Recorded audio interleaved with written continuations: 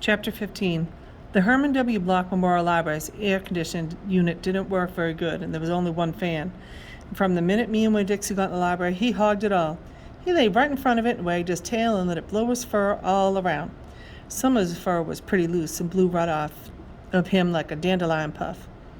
I worried about him hogging the fan, and I worried about the fan blowing him bald. But Miss Fanny said not to worry about either thing. Then Winn Dixie could hog the fan if he wanted, and she had never in her life seen a dog made bald by a fan. Sometimes when Miss Franny was telling a story, she would have a fit. They were small fits, and they didn't last long. But what happened was she would forget what she was saying. She would just stop and start to shake like a little leaf. And when that happened, Winn Dixie would get up from the fan and sit right at Miss Franny Block's side. He would sit up tall, protecting her with his ears standing straight up on his head like soldiers. When Miss Franny stopped shaking and started talking again, Winn Dixie would lick her hand and lie back down in front of the fan. Whenever Miss Franny had one of her fits, it reminded me of Winn Dixie in a thunderstorm. There are a lot of thunderstorms that summer. And I got real good on to holding Winn Dixie whenever they came. I held on to him and comforted him and whispered to him and rocked him just the same way he tried to comfort Miss Franny when she had her fits. Only I held on to Winn Dixie for another reason, too. I held on to him tight so he wouldn't run away. It all made me think about Gloria Dump. I wondered who comforted her when she heard those bottles knocking together, those ghosts clattering about the things that she had done wrong. I wanted to comfort Gloria Dump, and I decided that the best way to do that would be to read her a book. Read it to her loud enough to keep the ghosts away. And so I asked Miss Franny, I said, Miss Franny, I've got a grown-up friend whose eyes are going on her, and I'd like to read her a book out loud. Do you have any suggestions? Suggestions, Miss Franny said. Yes, ma'am, I have suggestions, of course. I have suggestions. How about Gone with the Wind? What's that about? I asked her. Why, said Miss Franny, it's a wonderful story about the Civil War. The Civil War, I said. Do not tell me you've not heard of the Civil War, Miss Franny Block. Looked like she was going to faint. She waved her hands in front of her face. I know about the Civil War, I told her. That was the war between the South and the North over slavery. Slavery, yes, said Miss Franny. It was also about states' rights and money. It was a terrible war. My great-grandfather fought in that war. He was just a boy. Your great-grandfather? Yes, ma'am. Litmus W. Block. Now there's a story. Winn Dixie yawned real big and lay down on her side with a thump and a sigh. I swear he knew that phrase. Now there's a story. I knew it meant we weren't going anywhere real soon. Go ahead and tell it to me, Miss Franny, I said, and I sat down cross-legged next to Winn Dixie. I pushed him and tried to get him to share the fan, but he pretended he was asleep, and he wouldn't move. I was all settled in and ready for a good story when the door banged and pinch-faced Amanda Wilkinson came in. Winn Dixie sat up and stared at her. He tried out a smile on her, but she didn't smile back, so he lay back down again. I'm ready for another book, Amanda said, slamming her book down on Miss Franny's desk.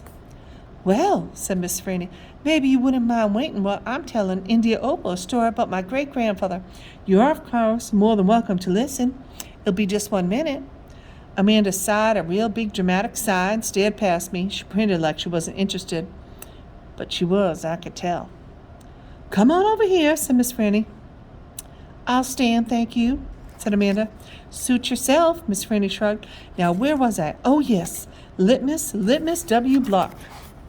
Chapter 16. Litmus W. Block was just a boy when the firing on Fort Sumter occurred, Miss Franny Block said as she started on her story.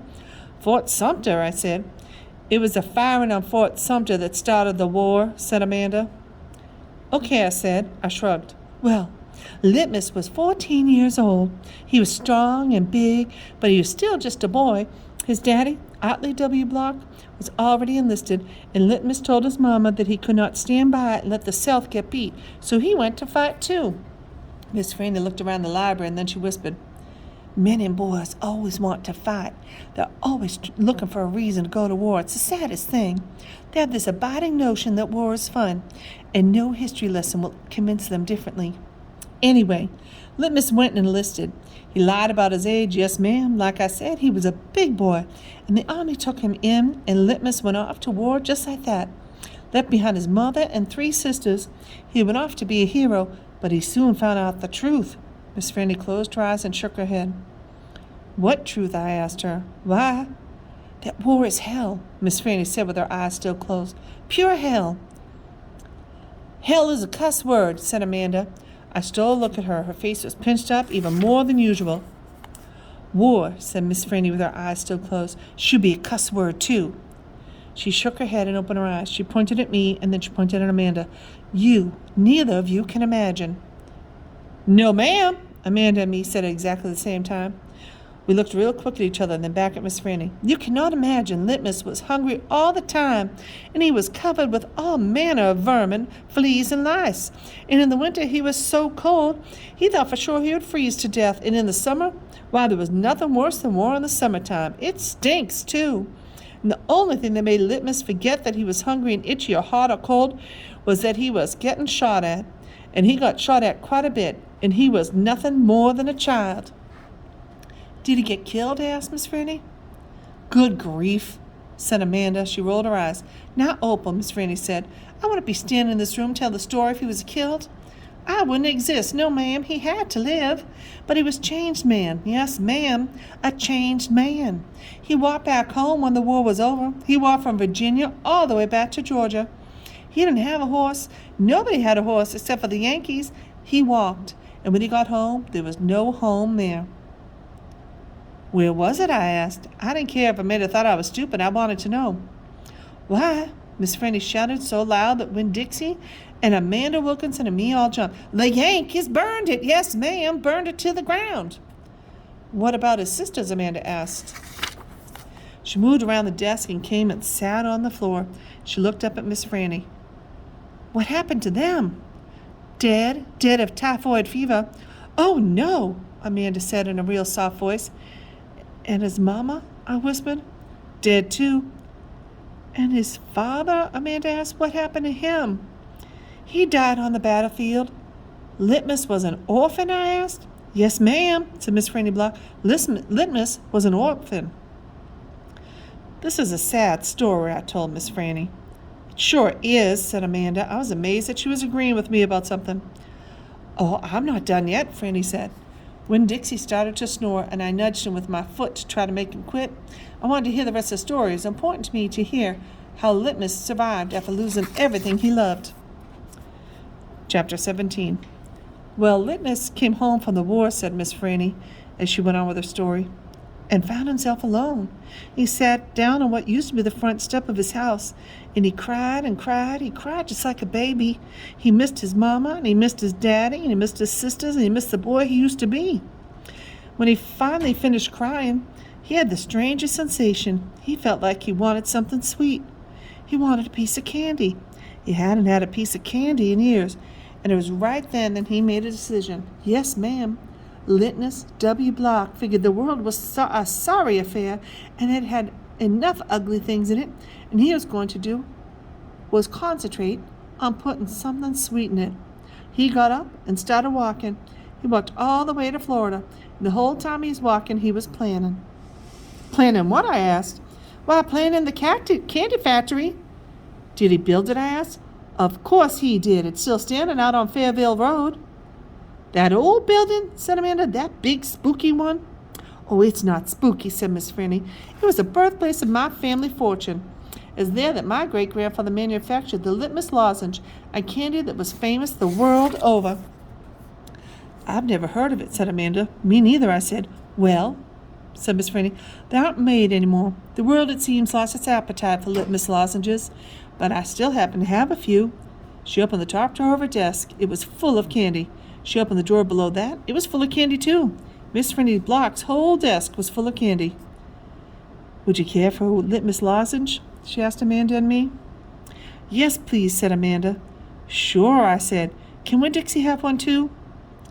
I've never known a dog that cared for hot candy, said Miss Franny, but he's welcome to try one. Miss Franny gave Amanda one Litmus lozenge and me 2. I wrapped one and held it out to Winn Dixie. He sat up and sniffed it and wagged his tail and took the candy from between my fingers real gentle. He tried to chew on it, and when that didn't work, he just swallowed the whole thing in one big gulp. Then he waved his tail at me and lay back down. I ate my Litmus lozenge slow. It tasted good. It tasted like root beer and strawberry and something else. I didn't have a name for it, something that made me feel kind of sad. I looked over at Amanda. She was sucking on her candy and thinking hard. Do you like it? Miss Franny asked me. Yes, ma'am, I told her. What about you, Amanda? Do you like the litmus lozenge? Yes, ma'am, she said, but it makes me think of things I feel sad about. I wondered what in the world Amanda Wilkinson had to feel sad about. She wasn't new to town. She had a mom and a daddy. I'd seen them with her in church. There's a secret ingredient in there, Miss Franny said. I know what I told her. I can taste it. What is it? Sorrow, Miss Franny said. Not everybody can taste it. Children, especially, seem to have a hard time knowing it's there. I taste it, I said. Me too, said Amanda. Well then, Miss Franny said, you probably both had your share of sadness. I had to move away from Watley and leave all my friends, I said. That's one sadness I have had. And Dunlap and Stevie Dewberry are always picking on me. That's another sadness.